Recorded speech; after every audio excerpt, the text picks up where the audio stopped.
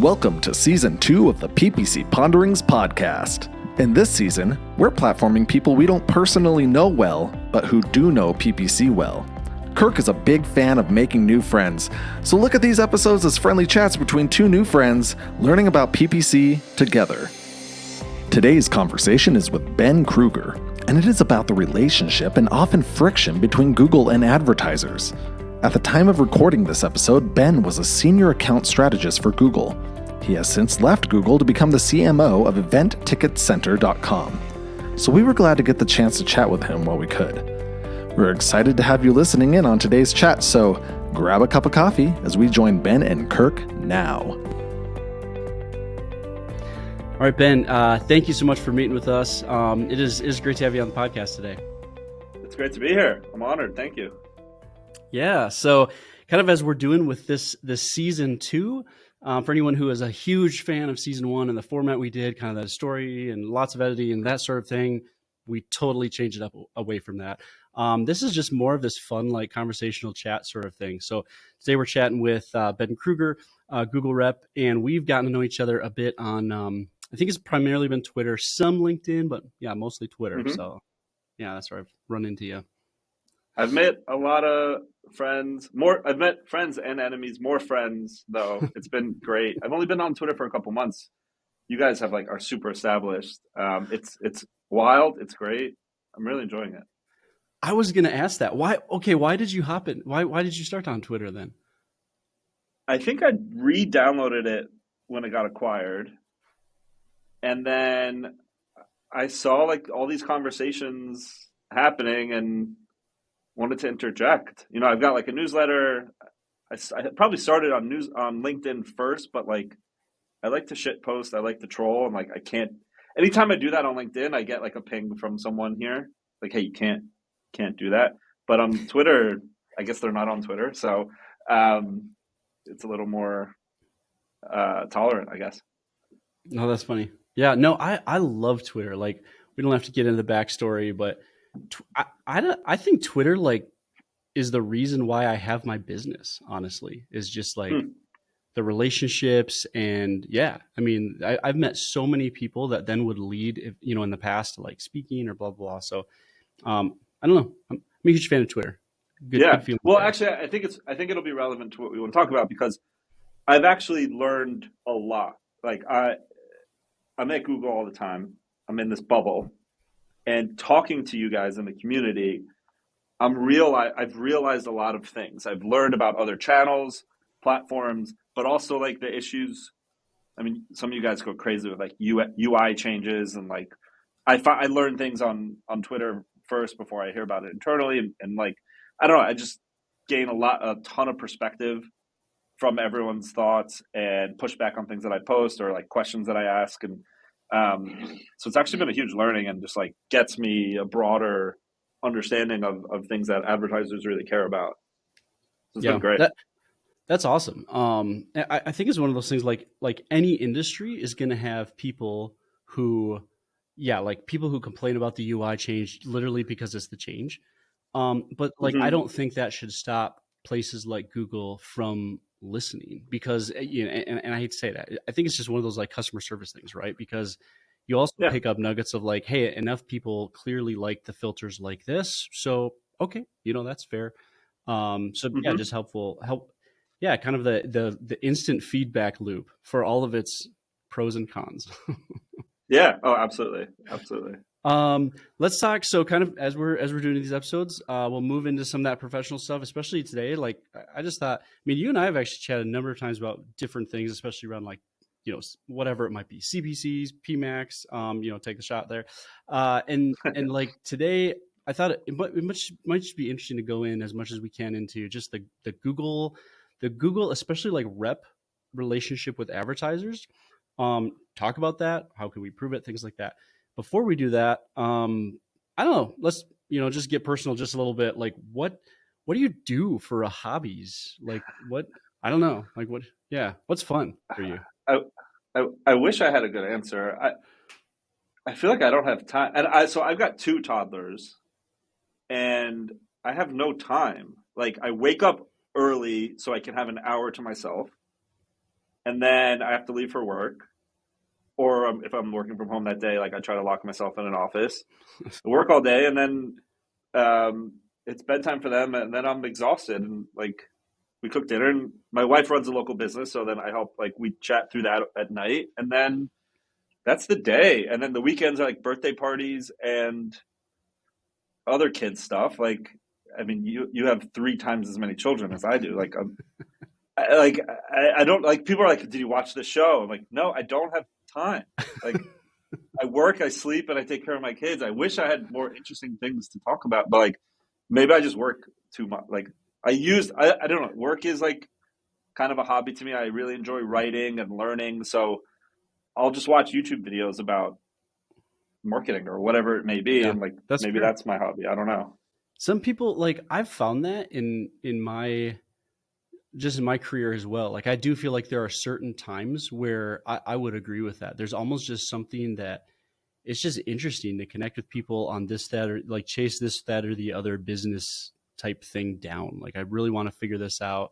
Especially, like I have a very small business, but it's still business. Like it's still fun. Like, especially when you Mm-hmm. start going on some of that stuff. Like I really do try to make sure I have time for the family, but sometimes like there are those late night things where your brain is like, oh man, what if I change this on the Yeah. way?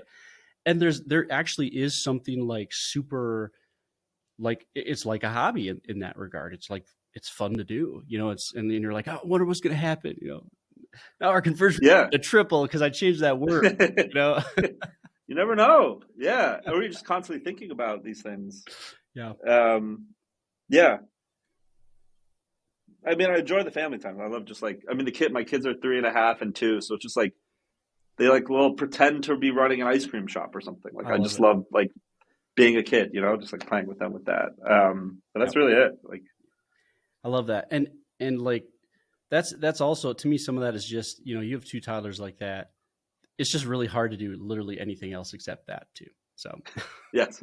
this Yeah, too shall pass. exactly. Yeah. So I hope so. Well, no, I don't hope so, but I do, yeah. Yeah. I totally know. Yeah.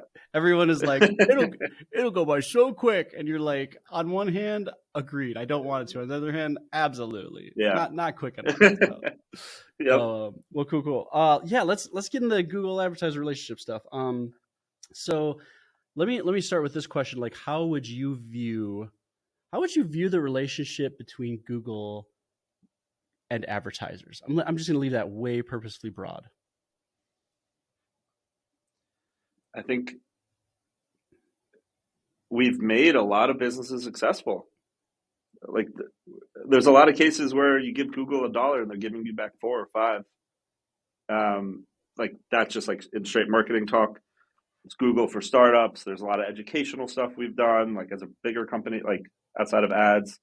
I'm sure people have learned to build a business by watching a lot of YouTube, and I think we've done a lot of good for advertisers with ads and outside of ads. I've been involved in projects that have helped hire, like have placed underprivileged teenagers with small businesses who wanted to build an e-com site for the first time, and like we trained them on how to use Shopify and Google Ads, and then paired them up with businesses to do it for them. So like, there's a lot of good that I've seen between Google and businesses and advertisers in general. I think it's like an amazing thing. So as you've gotten on Twitter, obviously like the PPCers on Twitter are going to be probably our own brand. I don't even know, to be honest. What have been your impressions based on what you've learned of how PPCers on Twitter view Google? I think I think it's like a negativity first. It seems like a negative first mentality. Quick to complain about things, quick to call out the bad things, and I don't see a lot of praise of your business. Like a lot of businesses are based on providing Google ad services for people. Like, and I think it's a lot of complaints, and like Google is, evil type comments, and like it just like very quick to call out the negative things, and I don't see a lot of positivity from the community. Yeah. That's interesting. I can see that. So it's just kind of interesting to ponder for a moment. Sometimes like, but I could be doing that. Like I'm putting things out that are going to piss people off. So like fair. Maybe I'm doing it to myself, but that's totally fair. Like, yeah, I think that's partially fair. I think that's a fair statement, because like that's kind of a little bit of your modus operandi, right? Is just like throw stuff out there that people could disagree with to start conversations and stuff like that. The flip side is I think it's also fair. I think your original statement is fair though, because I would say that, every time a Google UI change, happens or whatever it might be, there's just always kind of this crap, Yeah. It's interesting because my perspective, I've explained this to someone before. Like, I think there's an exhaustion thing there. And I'd be curious if we could somehow like survey every PPC or things like that. It'd just be interesting to see like things we'd learn, right? A lot of people I know on Twitter have been in the space for years. And I wouldn't be surprised if the negativity kind of increases as the years do. And I think some of that would have to do, and some of this is my own exhaustion, I feel at times, is like, I was telling someone this one time, I was like, sometimes I feel like if my job was that I was a car mechanic, but like every, whatever the cadence would be, every few months I walk in and I'm just like, they've reinvented like what a car even looks like, And sure. So I feel like I'm not able to actually get better at really continually getting into like, how can we improve this turbo unit or whatever? And more like, let's just say spending endless time, like trying to adjust to new changes, if that makes sense. Yeah. I think it's a great analogy, because like cars are changing. Cars are going electric. Yeah. Teslas don't need oil changes. Yep. There's a business that's out now, like Jiffy Lube. Maybe they're out in 10 years. And the digital marketing landscape is completely changing with privacy, with regulations, with improvements in machine learning. Like, I think it's just evolution. And I know I'm here in this bubble. Like, I view them as improvements. Sure. But I see that there are changes to the way that everyone has been doing things. And for every negative complaint I see on Twitter, the people that I'm working with are killing it. So like in my head, I'm throwing things out that I know are working. They're controversial because they're different. Like broad match is crazy to someone who's been doing this for 10 years. Right. So like, I know the things that I throw out, I see working, and I see them doing really, really well. So I'm confident in backing them up. They're controversial because they're new and it's an evolution. So I just think it's really interesting to have that conversation. And like, I remember when Smart Shopping rolled out, it was the same as it was similar to the vibes were similar to PMax, and now everyone just wants to go back to Smart Shopping. But I have found particular humor in that. That is so funny you mentioned that. I've not seen anyone else comment that. But like, I remember when Smart Shopping came out, that's exactly like it was a very negative thing. And I admit to being part of that, because I do think there's just whatever. We don't have to go down all that. There's just this standard shopping thing with like being able to target the queries and blah, blah, blah, blah. So when Smart Shopping rolled out, but let's just call it like there was a culture of negativity around it. And I actually have noticed the same thing. And it makes me laugh so much whenever someone's like, I just want to get back to the Smart Shopping days. I'm like, but wasn't everyone like that then too? Like, anyways. Yes. That is not a statement by Kirk on whether or not you should immediately turn a PMax campaign on your account. I just think it's really funny. So it's a funny observation. Yeah. And so, okay. And like, here's the sort of, so this conversation could turn into like this 20-hour thing where we're like going back and forth on all the various, well, what about this aspect of privacy and blah, blah, blah, blah, blah. We don't have that time. That's not what the podcast is about, that sort of thing. So partially why I'm saying that is because of the PPCers listening, who are probably going to be, angry at me that I didn't like pin you to the wall on XYZ. Sure. Google reps though, So like primarily what I wanted to chat about was not necessarily let's solve whether or not, Google moving into, more privacy and stuff should include automation, all blah, blah, blah. The Google rep and advertiser relationship. Let's kind of shift into that. So Google overall, that's going to turn like advertisers in some ways, like our direct connection to Google would be our reps, agencies, in-house, that sort of thing. In that system, there's been, I think, a lot of confusion, a lot of friction. There's just a whole thing about it, and so some of it is, I'm curious to learn a little bit more about the system. There are some questions some people asked on Twitter that I'd like to, ask. So like, let's just in terms of the Google rep system and the advertisers, what do you believe is the responsibility of each party that would result in what you would see as a healthy? Let me back that up. How would you define a healthy relationship between a Google rep and an advertiser? I think transparency on both ends are key.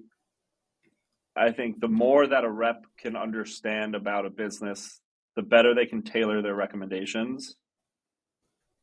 And the more that an advertiser or agency can understand about the rep's incentives or what they personally care about or what they want to accomplish, the better that relationship can be.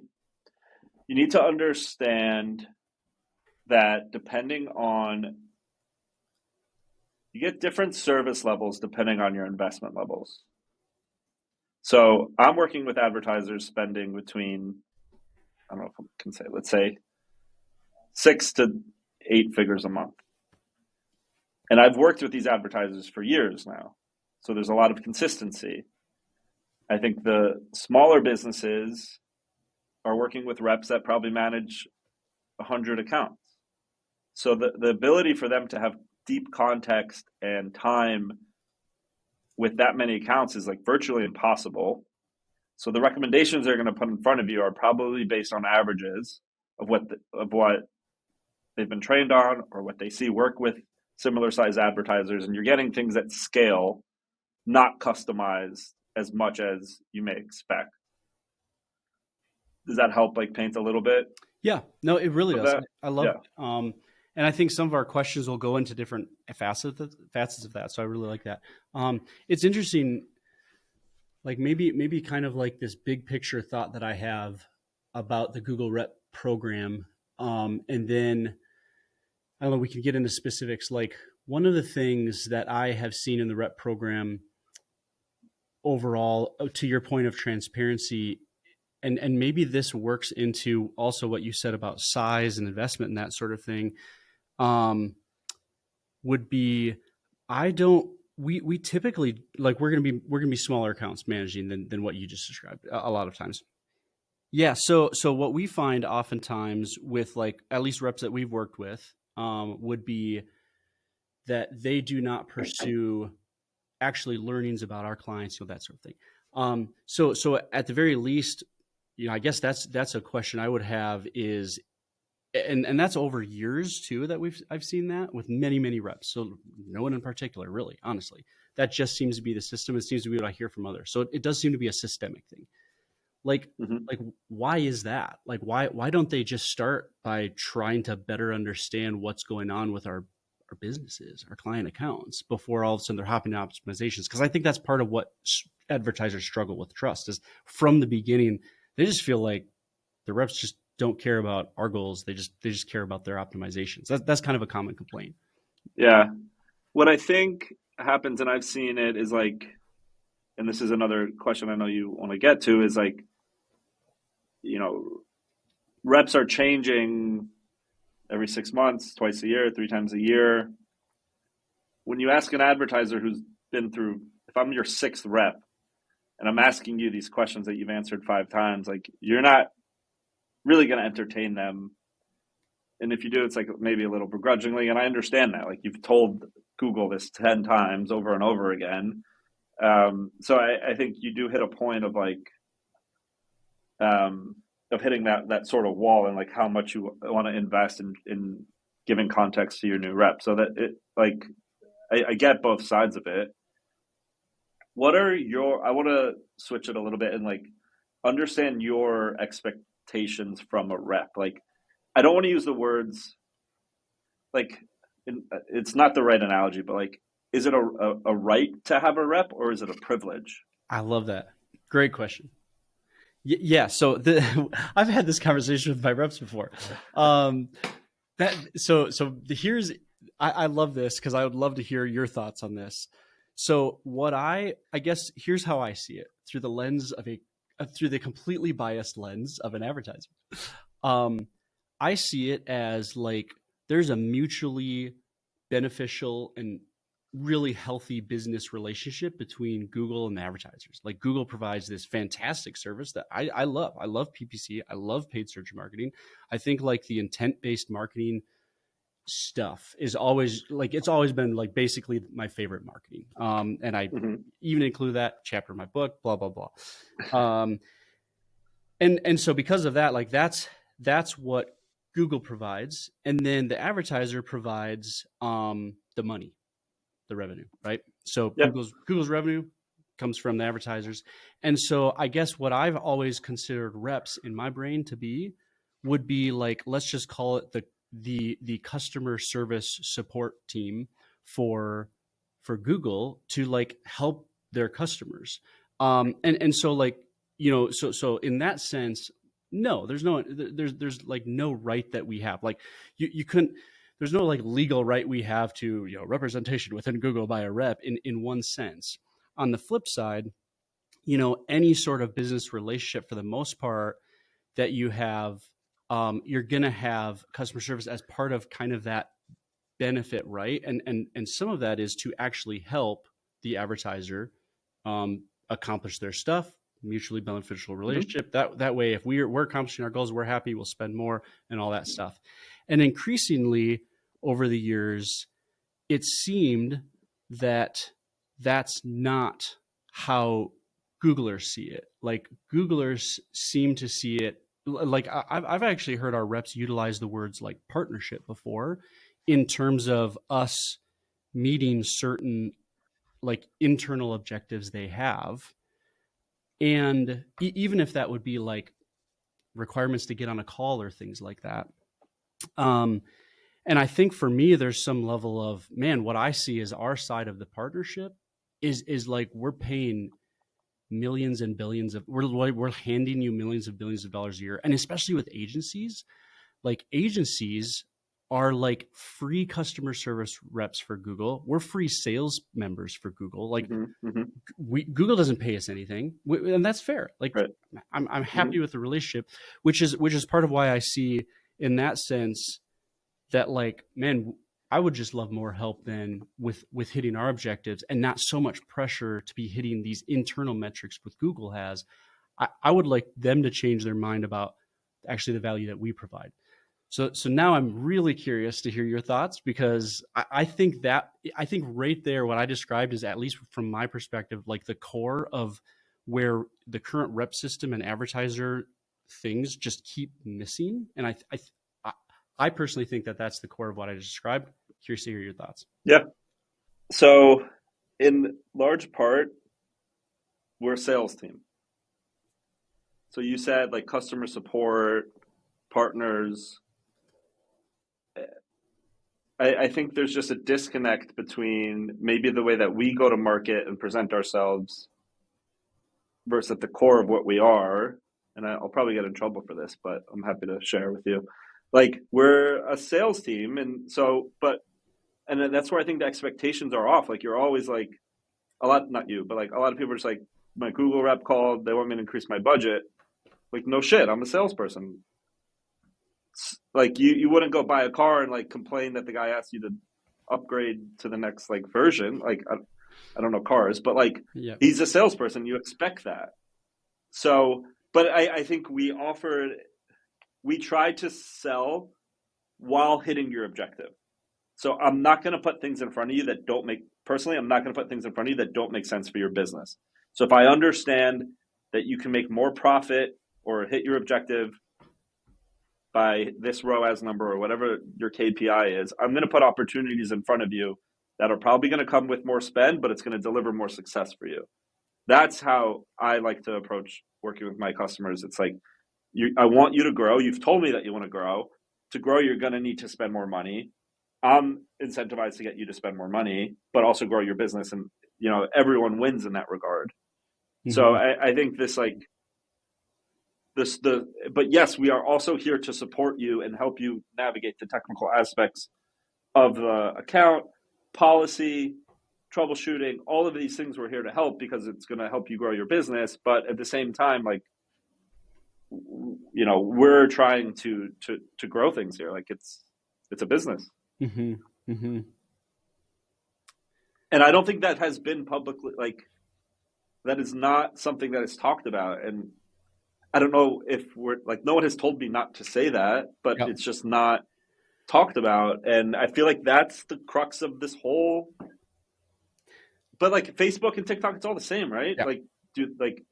The reps are probably pretty similar. And it sounds like you guys all know the incentives that everyone has, but it's just a weird dynamic that no one talks about. So the funny thing is, from my perspective, anyone who's been in the industry for, I don't know, years, knows that. That's what you just said is not in any way surprising to me. So I'm not saying, oh gosh, I didn't know that. That's a surprise. I'm saying, yeah, no, knowing that, I wish it were different. and I think Sure. From Google's perspective, and here's where I just don't know. To me, this is kind of it makes sense to my business brain you don't even have to answer this, because I think this is more of this, I'm questioning out loud. Wouldn't it make more sense for Google, rather than leaning more into the sales side of the people already financing them? The used car sales is an interesting one that I like to ponder, because to me, it's that makes sense. And it's kind of like that, but it's also a little different because those of us being sold to are already the ones financing all the revenue. We're paying we're paying the salary of the salesperson. and I think because of that relationship, it just, to me, I keep thinking business wise, why wouldn't it make more sense for Google to start leaving the concept of sales aside and lean more and more into the concept of customer service first, knowing that as people are very happy in the space, part of what goes with that is oftentimes an increase in spend and that sort of thing. So because I want to find you opportunities if I just helped you with what you're doing, maybe you'll grow 5% because we'll clean up some keywords and make better ads. I want to talk to you about YouTube and get you to spend $1 million on YouTube so that you build a bigger brand and grow 50% this year. It's I want to put the bigger growth opportunities in front of you, or show you new countries that you can be marketing in, or brand new categories that you're not bidding on. And that gets away from the more tactical support things. And advertisers, and here's my thought, is because there would be an increase in trust, because no one trusts a used car salesman, but people, people be more likely to trust, here's this customer service person who's here for my good. Yeah. And when they say triple your YouTube budget, it honestly carries more weight. I think, sure. Rather than knowing, as you said, rather than knowing hey, here's the salesperson, you're expecting them to say that. And so even if it is and you've said that, and we've been told that before, and I think I genuinely do choose to believe that at least the vast majority of reps I'm aware of, they are making recommendations. They do think, I think this would help the account. Mm-hmm. But I think from the advertiser perspective, there would always be that thing in the brain of, well, sure, am I being sold to? Right. So, right. So anyways, okay. Question on, but it's just it's capitalism. I don't know. Everything's like that, right? This is a very broad statement. You're always being better, sold to, no matter where. Why can't we just all love and get along, Ben? How are agencies like yourself incentivized? Well, that's an interesting one, because actually kind of, we're a little different in that regard. Because we're just not like, so I actually struggle a little bit with that with agencies who are really obsessed with scale, right? With scaling, because oftentimes, not always, oftentimes scaling comes with a decrease in service, decrease in product knowledge, all that stuff. Higher employee churn at agencies because they're just stressed out and burned out. And so that's kind of, in some ways, like that's actually why I've chosen, partially why I've chosen to go down the route of like, I'd like to make sure that we're not just like growing as fast as we possibly can and taking all these risks and like doing all of that just to get a bigger bottom line. So in some ways, I think that I personally feel like my philosophy would be aligned with what I called Google too, but also it's probably a fair comment for a lot of agencies. So. Well, aren't a lot of agencies like paid on a percent of spend, so they're incentivized to spend more as long as it's hitting the goals, blah blah blah. I think it's similar. Yeah, I think so, and that's also a fair point in terms of, for the same reason, when an agency says, hey, you should double your spend to the client. I think that if the client knows that there's a percentage of spend costs, absolutely. That being said, that's where, to me, in a similar fashion, like, and that's what we tend to do, we tend to do like flat rate based on kind of like estimated scope. And we do tie it within tiered ranges of spend, if that makes sense. And some of that is just because we've learned, like, if all of a sudden someone does double their spend, there is more to do in an account, more work, blah, blah, blah, right? But all that to say, like, some of that, when we make budget recommendations, like we often are, we're often like, we're trying to bring the proof, if that makes sense. So kind of like, hey, here's like, for 3 months now, we've been capping out a budget. Here's your ROAS, like, here are the budget limited notifications, like all that stuff based on our projections. If you increase 20%, we can keep spending on what we've been doing, which has been showing it, right? So then in some ways, but I think this is a fair point. Let me ask a question that Sam Tomlinson on Twitter asked, and you had referenced this before about reps kind of moving in and out with certain agencies, especially maybe smaller agencies. Is there some like why does that happen? Like, what's going on there in the rep system? His point, I think he specifically was making, he said, like, I think he's interested in like longer term healthy relationships, right? Reps sticking with clients more. So like, why do reps move around if they're still Google and just kind of going around to different clients and all that stuff? What's that look like? Yeah, I don't know the specifics of that program. Like, I don't know the specifics of the agency program. Like I mentioned, I'm in mid-market, so there's different tiers of advertisers and agencies that we work with. Maybe it's a non-answer, but like, one of the best things of working at Google is that you can get a job on other teams. Like, there's an internal job board. So maybe people are starting their Google journey in that team and are finding other opportunities, and they're moving throughout the organization, and it's very fluid. That's my guess. I don't know enough about, like, I don't know, like, I don't think we would purposely shift people around. I think we believe in consistency and longevity because of we're trusted partners, and the more we know, the better relationships we have. So, I mean, there's got to be like a different reason for it. It's not like a by design. Okay. Are like agency reps picking accounts they have work that they get to work on, or is it a little bit of both? I don't know. Okay, I'm not sure. I would imagine. I know that I'm handed accounts that I work with. I don't get to choose them. Oh, okay. I would imagine. Okay. I would imagine somehow in like maybe even the incentive system works in that or anything. Yeah. Can you speak to the incentive system at all? The Google rep incentive. Well, it varies by team that you're on. There's a mix of like different types of products we'd like, not products, like bidding tactics, things that we have identified lead to advertiser success are things that some teams incentivize their reps on trying to get advertisers to test and adopt. Smart bidding, things that you get pitched a lot, probably. Yeah, that question was by Matt Salbert on Twitter, and yeah, it's like, yeah, dear Matt, just see whatever your rep is asking you all the time, and that's probably the incentive. Yeah, but they are tied, like they are, because we know that it works. I want to like make sure that is said. We're not saying things because they're in the best interest of us. We have so much data and we know what tactics are working. We want to help everybody test and see the potential and opportunity that these things bring.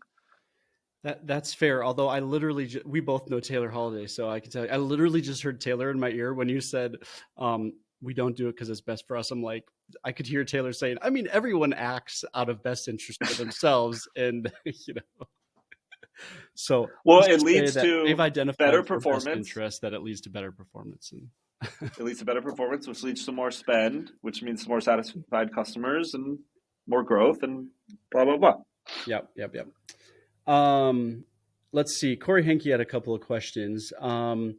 Okay, he said, why are Google reps so confident in their platform and recommendations without considering the impact of marketing and advertising from other platforms or potential spend allocation? So we're confident in it because we see it work with hundreds of advertisers that we work with. The other platform, repeat that part of the question. Let's see. Without considering the impact of marketing and advertising from other platforms or potential spend allocation. I almost wish that he was here, but I'm wondering if he's saying like, should there be more communication with Google reps in terms of like just talking about the fact of how is Facebook and TikTok and maybe like Facebook play happen, blah, blah, blah. And that actually. Here's how I was going to say, let me give the second part of his question maybe, and that might help. Because then he also says, why don't Google reps leverage the suite of Google tools, such as like analytics as part of that search console? And I think that might be part of that whole thing, which would be a good question of like, helping with insights across all channels. So let me answer the ad platform side of it first. So what I've noticed is, so what I like to do with clients is I like to understand their unit economics. I want to find how much margin they're making on an average transaction, and that will help me understand how much they can spend on marketing without losing money, right? So what I find when I'm doing that is that there's a big discrepancy between their current ROAS target and their break-even ROAS target. And the fact that ROAS targets are always like round whole numbers, like 400 or 550, means that they're made up and they're not like really thought through. Because if you were to actually do the numbers, it would be like a more like, it'd have a decimal point in it.